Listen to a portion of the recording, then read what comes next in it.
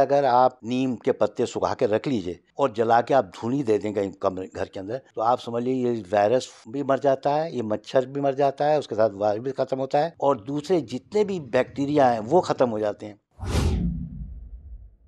आदाब, नमस्कार। मैं वसीम अख्तर और आप देख रहे हैं द लीडर हिंदी। हम इस वक्त यूपी के ज़िला बरेली में हकीम खुर्शीद साहब के साथ हैं। जिस तरह से बीमारियां चल रही हैं, ख़ास तौर से डेंगू ने बहुत परेशान कर रखा है, बहुत सी जानें जा चुकी हैं और अभी भी हॉस्पिटल भरे हुए हैं। इसमें क्या एहतियात होनी चाहिए और क्या ऐसा तरीका हो सकता है कि जिस तरह से बात होती है कि प्लेटलेट्स कम हो गई, उसके लिए लोग तमाम तरह की अपने तौर पर भी तरकीबें करते हैं और जो मेडिकल साइंस कहती है उस एतबार से भी काम करते हैं। हम हकीम साहब से ही जानेंगे कि आखिर डेंगू में क्या एहतियात बरतनी चाहिए और अगर किसी की हालत नाजुक हो गई है तो उसके लिए क्या तरीका हो सकता है कि वो फिर से कमज़ोरी उसकी दूर हो सके। इस तरह से देखें ना तो एक बड़ा अजीब सा हुआ है, सारे हॉस्पिटल भरे हुए हैं, लोग बुरी तरह से परेशान हैं और जहाँ ज़रा सा बुखार आ रहा है वो परेशान हो जाते हैं। तो एहतियात इसमें क्या है कि किस तरह से हमें एहतियात बरतनी है?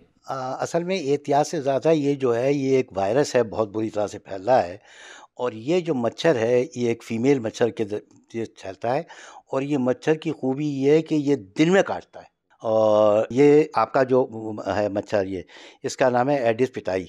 ये मच्छर ट्रॉपिकल उसमें निकलता है, वहाँ से ये आता है और उसके बाद इसकी एक फैमिली है, वो उस फैमिली के थ्रू ये बढ़ता चला जाता है। ये बढ़ने के बाद इसके अंदर जो ये एक वायरस आता है जिसको हम डेंगू, जिसको आप कहते हैं, वो डेंगू नहीं है एक्चुअली, वो एक वायरस है जिसका नाम है फ्लेवी वायरस और ये डेंगू फैलाता है। और ये डेवी जो है, ये डेंवी जो है, ये वायरस मादा मच्छर के काटने से जिस्म के अंदर फैल जाता है और ये फैलने के बाद दो तरह का होता है, एक माइल्ड होता है और एक स्ट्रॉन्ग होता है। माइल्ड के तो सिम्टम ऐसे ही होते हैं जैसे आपने फ्लू का हो गया, फ्लू में अमूमन वो हो जाता है कि जैसे फ्लू हुआ तो वो हट गया, इसके अंदर उसमें मामूली सा बुखार आना, ये करना वो करना। लेकिन इसके जो सीवियर वाला है, जिसको हम लोग कहते हैं कि डेंगू हेमरेजिक फीवर, वो बड़ा ख़तरनाक है। उसके अंदर एक तो प्लेटलेट्स गिरना शुरू हो जाती हैं बहुत तेज़ी से, तीसरे उसके अंदर ब्लड प्रेशर अचानक गिरना शुरू हो जाता है और इतना तेज़ गिरता है कि बाद मौत तक होने का डर रहता है उसके अंदर फ़ौरन ये कि एहतियात करें कि भाई अगर प्लेटलेट्स गिर रही हैं तो ट्रांसफ्यूज़न कराया जाए। प्लेटलेट ट्रांसफ्यूज़न से ही उसमें बढ़ते हैं। वो जो है ये वाला जो है दूसरा पार्ट, ये बहुत ख़तरनाक है जिसको कि डेंगू हेमरेजिक फ़ीवर कहते हैं। ये जानलेवा होता है और बहुत तेज़ी से फैलता है और ये मच्छर भी दिन के ही वक्त में काटता है। तो एक तो ये कि इसके लिए हम प्रिवेंशन रखें कि भाई हम कपड़े पूरी तरह से पहने अपने, क्योंकि आप कपड़े रहेंगे ढके रहेंगे। दूसरे ये सोएं तो आप जितने रिपेलेंट हैं, मॉस्किटो रिपेलेंट, उनका इस्तेमाल करें, मच्छरदानी लगाएं। और एक और चीज़ है कि इसके अंदर जो पुरानी हमारी वो है, वो ये कि अगर आप नीम के पत्ते सुखा के रख लीजिए और जला के आप धूनी दे दें कहीं कमरे घर के अंदर, तो आप समझ लीजिए ये वायरस भी मर जाता है, ये मच्छर भी मर जाता है, उसके साथ वायरस भी ख़त्म होता है और दूसरे जितने भी बैक्टीरिया हैं वो ख़त्म हो जाते हैं। इसी जैसे अब हम नीम के पत्ते अगर जलाएं तो इतने जलने चाहिए कि धुआं फैल जाए अच्छी तरह तो आप बंद जगह में रखेंगे तो वो से। पूरे में फैल ही जाएगा अपने आप ही, अच्छा। इतना हो के फैल जाए। हम्म। और नीम से कई अच्छी चीज़ें और भी हैं, जैसे आप गंधक है, अच्छा। गंधक आपने जला दी तो गंधक से भी ये मच्छर भी मर जाता है। दूसरे उससे इतना वो है कि उससे छिपकली, हम्म। आपके बिच्छू अगर घर में है वो भी वहाँ से जगह छोड़ देंगे। दीमक को अगर कुछ मिल गई तो दीमक तक गायब हो जाती है। और एक चिरायता होता है कड़वा, अगर उसको आपने जला दिया तो वो कहते हैं कि इसके बाद तो बहुत ज़्यादा तेज़ी से ये वो असर करता है और मच्छर के साथ साथ जितने हमारे जो हमें दिखते भी नहीं हैं वो सब वायरस, वो कीड़े, वो सब ख़त्म हो जाते हैं इससे। तो हमें तो प्रिवेंशन ज़्यादा अगर अच्छा, ये रखेंगे, मिल जाता है आसानी से अगर सब चीज़ें। अब नीम का पत्ता तो इतना नहीं, आसान है, नीम का पत्ते के अलावा जो दो चीज़ें आती है, गंधक तो मिल गंधक भी बहुत आसान है और कड़वा चिरायता बहुत आसान है। किसी पंसारी के यहाँ जाएंगे आपको वो मिल जाएगा। क्योंकि ये डेंगू जो है, ये वायरस, ये है, अब ये दो तरह के मैंने बता दिया। एक तो हेमरेजिक फीवर कर देता है जो सबसे फेटल है, एक वो है जो उसके अंदर है। और ये सब जो है ये इनकी जो फैमिली है उससे आता है और ये है वहाँ का ट्रॉपिकल का, ट्रॉपिकल के अंदर जहाँ सेमी वो होता है उसका ये है ये। और ये डेविस करके इसका वो होता है, एडिस एजिप्टाई पूरा नाम है इसका। और एडिस एजिप्टाई जो है वो ये फैलाता है और इसको फैलाने के बाद ये जो फैमिली होती है वो फ्लेवी वायरस वाली फैमिली है, तो उससे वो हो जाता है। तो उसको ये अगर हम करते रहेंगे तो बचाएंगे रहेंगे। अब ये सब तो है कि जैसे आपका हो गया तो आपने, जैसे कि बहुत से कहते हैं ना कि हमने अब हो गया है तो क्या करें, तो आजकल तो चलन वही है कि भाई ये कर लो वो कर लो। लेकिन सबसे बेहतर ये है कि अगर आप ये गिलो जो होती है, पता कैसे लगे अगर मान लीजिए बुखार आ गया, जी जी, तो बुखार दूध डेंगू अब तो थोड़ी इतना ज़्यादा साइंस में डेवलपमेंट हो गया कि आप दूध में आपने रिपोर्ट कराई, आपके प्लेटलेट्स और आपका वो नहीं, देख लें। जैसे एक तरीका ये होना चाहिए कि अगर बुखार आ गया और एक दो नहीं तो दिन मैं नहीं जा रहा है, उसको ज़रूरत ही नहीं कराने की आपको अच्छा कुछ करा भी। लेंगे। जब आपको लगे कोई भी बुखार है तो आप फ़ौरन गिलो इस्तेमाल कर लिए। वो हर बुखार के लिए भी फ़ायदेमंद है और गिलो प्लेटलेट्स को गिरने से रोक देती है। गिलो, और गिलो की भी खासियत यह है कि अगर नीम के ऊपर की गिलो है, गिलो ए नीम जिसे कहते हैं, वो बहुत ही फ़ायदेमंद है। वो हर तरह का बुखार ख़त्म कर देती है, यहाँ तक के जोड़ों की सूजन ख़त्म कर देती है। हम लोगों के यहाँ तो एक रूमेटिक फ़ीवर करके एक बीमारी होती है जो कि जोड़ों में फैल जाती है, रूमेटिक अर्थराइटिस में, उसमें दिया, उसमें बड़ा ज़बरदस्त फ़ायदा किया इसने गिलो ने। तो आपको ज़रूरत ही नहीं पड़ेगी, आपका बुखार ही एक दिन में ठीक हो जाएगा। जब बुखार ठीक हो जाएगा तो आपका है। वो तो जब ज़्यादा, जो मैंने बताया ना कि जो डेंगू हेमरेजिक फ़ीवर वाला है वो ख़तरनाक है, उसके अंदर प्लेटलेट्स बहुत तेज़ी से गिरती हैं और इतनी ज़्यादा गिरती हैं कि उसमें कहीं भी ब्लीडिंग होने का डर है। कभी इंटरनल हो गई तो और मुश्किल है, कहीं से भी ब्लीडिंग अगर वो 20 से नीचे गिरी तो समझ लिए ब्लीडिंग होनी ही होनी है। तो उसको ये गिलो जो है आपकी महफूज रखती है, गिलो कभी उसके अंदर गिरने ही नहीं देती है। और गिलो के बाद एक उन्नाब करके है दवा, अगर आप ले लेंगे उन्नाब को तो उन्नाब आपके अंदर इसको भी वो करेगा और इन्फेक्शन को कैरी जो आगे बढ़ता है वो उसको रोक देता है उन्नाब। अब वो तो मैंने इसलिए नहीं कहा कि एक दवा की शक्ल में है, वो फिर नहीं है। अब बहुत से हो जाते हैं तो आजकल तो वो लोग दूध पिलाते हैं भाई गाय उसका, बकरी का। हालांकि बकरी का जो आया है किताबों में वो ये आया है काली बकरी का दूध ज़्यादा फायदेमंद है। बकरी का तो है लेकिन स्पेशली काली बकरी में कुछ ऐसा है उसके दूध में कि उससे बहुत ज़्यादा फ़ायदा होता है। पपीते के पत्ते लोग इस्तेमाल करते हैं। नहीं, जैसे बकरी का दूध हम जैसे और दूध उठा के पीते हैं उसी तरह हाँ से। उसी तरह से, ताकि इसके अगर थनों में कोई इन्फेक्शन है तो वो आपका ऐसे कच्चे दूध में आपके अंदर चला जाएगा। तो आप उसको बॉईल कर लीजिए, उसकी जो प्रॉपर्टीज़ हैं वो ख़त्म नहीं होंगी, लेकिन उसका क्या होगा कि आपको फ़ायदा होगा। अगर उसके दूध में इन्फेक्शन आ गया तो पता लगा कि बुखार के साथ एक और इन्फेक्शन भी उसके थनों में वो पस भी पड़ जाता है कभी कभी, तो उससे आपको नुकसान है। तो आप बॉईल करके वो रख लीजिए।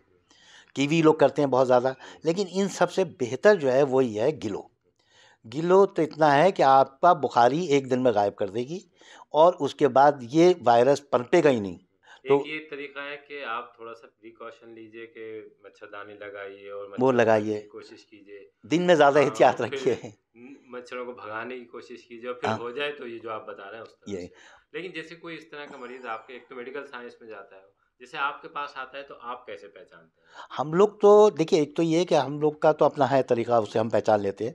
दूसरी ये है कि उनके अंदर सिम्टम्स आने लगते हैं, उनसे पता लगता है। कभी कभी जो ज़्यादा तेज़ है, जिसमें मैंने हेमरेज कहा है, उसमें लाल लाल स्पॉट बनने लगते हैं, पिगमेंटेशन शुरू हो जाता है, पूरे बदन पे लाल लाल चकत्ते बनते हैं, बुखार बढ़ जाता है, सर में दर्द होता है, वोमिटिंग की तरफ जाने लगता है। तो ये सबसे पता लग जाता है कि अब ये हेमरेजिक फीवर की तरफ तो नहीं जा रहा है। तो उसी वक्त उसकी दवाएं हैं जो वो करते हैं, एंटीकोगुलेंट वगैरह भी हैं जो हैं वो देते हैं। और हम लोगों ने तो हमारे हर मरीज़ को ये बेचारा, हमारे यहाँ आजकल मालूम है मरीज़ को कि यार ये साहब कुछ भी है, वो हकीम जी ने कहा है कि गिलो पी लो, तो वो किलो ही पी लेते हैं और कहते हैं साहब हम तो बिल्कुल ठीक हो गए। उनके घर में औरों को हुआ, किसी को, उन्होंने पी, वो गायब हो गए। पुराना हमारा तरीका जो चल रहा है वो ये है कि ये बुखारों से महफूज कैसे रहे आदमी। भाई होने के बाद की तो सब बातें आप हाँ, कर रहे होने हैं, के बाद अब होना ही नहीं हो। तो उसके लिए पहले के ज़माने में सच्चा मोती आता था, वो अगर एक आप साबुत निकल जाइए तो ये चेचक से भी, ये इसी सीज़न में सब बातें आती हैं, चेचक भी है, खसरा भी है, वायरल भी है। तो ये इतना आदमी का अंदर इम्यूनिटी कर देता है। असल में ये वायरस भी जो है ये आपके इम्यूनिटी को ख़त्म कर देते हैं और आपका जो इम्यून सिस्टम है वो आपके अगेंस्ट शुरू हो जाता है। तो ये पहले से इम्यूनिटी इतनी बढ़ा देता है कि ये इनके काटने का असर ही नहीं होता है। एक ज़माने में तो ये होता था, जहाँ ये मौसम बदला और सब ने एक एक मोती, और मोती बहुत ही सस्ता होता है। आप, मेरा ख्याल 10 रुपए का 15 मिल जाएंगे आपको, 1 रुपए से भी कम का एक एक नग। लेकिन ये कैसे अंदाजा लगाएंगे कि सच्चा है? नहीं, सच्चा तो अलग दिख ही जाता है वो, अच्छा, और कैसे नहीं है तो पहचान? हम लोगों को बता दिए। लेकिन वो इतना बेईमानी तो नहीं है आजकल, लेकिन उनसे कहेंगे भाई असला असली वाला दे दो तो दे देंगे असली। देखिए बेईमानी कहाँ होती है, जहाँ वो कीमती होता है। सस्ते के अंदर बेईमानी नहीं होती है। अच्छा, उसका एक तरीका ये है कि जब ये मौसम इस तरह का आए है तो पहले से एक एक मोती हर एक को निगलवा दे पानी से। अच्छा। पहले का इतना रिवाज था कि हर आदमी को, अब पहले क्या होता है, चेचा को ही उन्होंने कहा मोती का खमीरा खा लो, वो बात की बात है। लेकिन पहले से इम्यूनिटी बूस्ट करना है तो आपको ये करना होता है सबसे ज़्यादा। और उसके अंदर ये कि अपना करते रहें, और जितने आपकी इम्यूनिटी बढ़ती रहेगी, आप कोई भी वायरस आपको असर नहीं पड़ेगा। क्योंकि सबसे बड़ा ये है कि वायरस का जो वो है कि वायरस जितना आपका बना वो है, और इम्यूनिटी को आप बढ़ाए रखें, दिन में वो रखें आप। और मेरे तो इसमें ही था कि आप घर में एक बार हर आदमी कर भी लेगा तो समझ लीजिए बैक्टीरिया और ये सब तो मर ही जाएंगे। नीम तो इतनी सस्ती चीज़, इतनी आसान है कि एक दिन तोड़वा के रखवाइए, सूख जाए, उसके बाद करा लें। तो ये तरीका हो गया जी कि जी ये सच्चा मोती जी जी जी निकल ले। जी जी लेकिन जैसे इम्यूनिटी बढ़ाने के लिए जी। जैसे इन सब में देखा भी गया है कि ज़्यादातर कम उम्र के लड़के और लड़कियां भी इसका शिकार बन रहे हैं। देखिए, हर कमज़ोर आदमी को हर वायरस जल्दी इफ़ेक्ट करता है।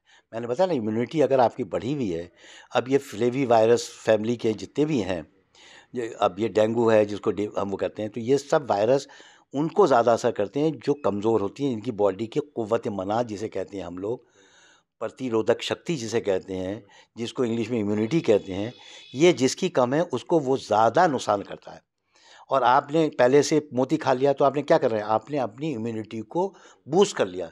अब बूस्ट कर लिया तो वो लोगों को चेचक नहीं निकलती थी। उस ज़माने में आंखें बहुत दुखती थी, यही एक वायरस आता था जिसमें सब बच्चों की आंखें दुखती थी। अब वो उतना असर नहीं है, लेकिन ये कि वो तो ये सब चीज़ें ये कि आपको अपने आप को इम्यूनिटी बूस्टर की तरह से इस्तेमाल करना है। और ये जितना भी ये फैमिलीज़ है, ये जो फ्लेवी वायरस वाली फैमिलीज़ हैं, तो ये डेवी जो है वो डेंगू का ही वायरस जो है, और उसको कहते हैं, तो ये बहुत ज़्यादा वो है। अब ये जितना भी आएगा उससे ये आराम हो जाता है, क्योंकि डेंवी हमारा जो है, ये वायरस का ही इलाज ये है जो आप मैंने बताया, डेंवी वायरस जो है ये इस वक्त ज़्यादा है यहाँ पर, और डेंवी का ये चल रहा है। लेकिन ये अगर ज़्यादा वही आ गया हेमरेजिक फीवर वाला, तो ख़तरनाक है, जो प्लेटलेट्स गिर जा रही हैं आदमी, मतलब इसमें इतना तेज़ी से ब्लड प्रेशर गिरता है कि समझ लिया आदमी की मौत हाँ, इस की तरह की बहुत से केस सामने आए। बहुत से केसेस हो रहे हैं। तो इसको आप ऐसा कर वो करते रहेंगे। इम्यूनिटी वाला जो आप बता रहे हैं तो बहुत आसान तरीका है कि एक मोती निकाल लीजिए। जी। लेकिन ये तो बहुत बड़ा कारोबार है, बहुत पैसों का कारोबार है। लोग इम्यूनिटी बढ़ाने के लिए कितना कितना पैसा खर्च करते हैं। बहुत सी, अब मैं क्या बताऊँ आपको, तो वर्ल्ड वाइड है, बड़ी बड़ी बीमारियों की दवाएं सब तैयार रखी हैं। कंपनीज जो दवाओं को देना नहीं चाह रही हैं कि आदमी ठीक हो जाएगा तो उनकी और दवाएं तो ख़त्म हो जाएंगी। तो ये बहुत बड़ा एक वो है। तो इसके अंदर आप उस पर मत जाइए, वो तो रिसर्चेज पड़ी हुई हैं, दवाएं बनी रखी हुई हैं, प्रूफ दवाएं रखी हुई हैं, लेकिन नहीं इस्तेमाल करते, क्योंकि उनको नहीं। अब जितने भी 5 स्टार हॉस्पिटल्स हैं, इनका आपने कभी देखा है जो टेस्ट है, जितने अब वो हो रहे हैं, 40-50% उनकी रिपोर्टर्स के हिसाब से फॉल्स हो रहे हैं। तो उसमें यह है कि उनको अपना पूरा मेंटेन करना है, ये करना है, वो करना है।